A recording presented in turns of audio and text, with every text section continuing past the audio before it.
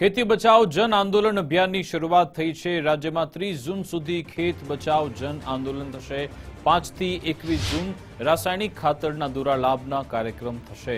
પ્રાકૃતિક ખેતી મિશન અંગે જાગૃતિ ફેલાવવામાં આવશે।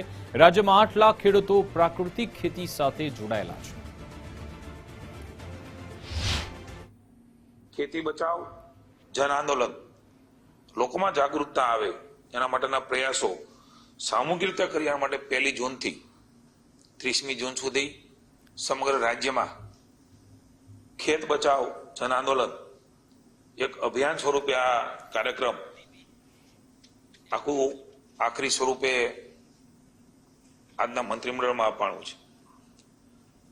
5 થી 21 જૂન દરમિયાન રાસાયણિક ખાતરનો વધારે ઉપયોગથી બંજર થતી જમીનો અટકાવી જરૂર પૂરતું સપ્રમાણ રાસાયણિક ખાતરનો ઉપયોગ, જંતુનાશક દવાનો ઉપયોગ, એના માટેનું ખૂબ મોટું અભિયાન જનજાગૃતિનું રાજ્યની સરકાર દ્વારા કરવામાં આવશે।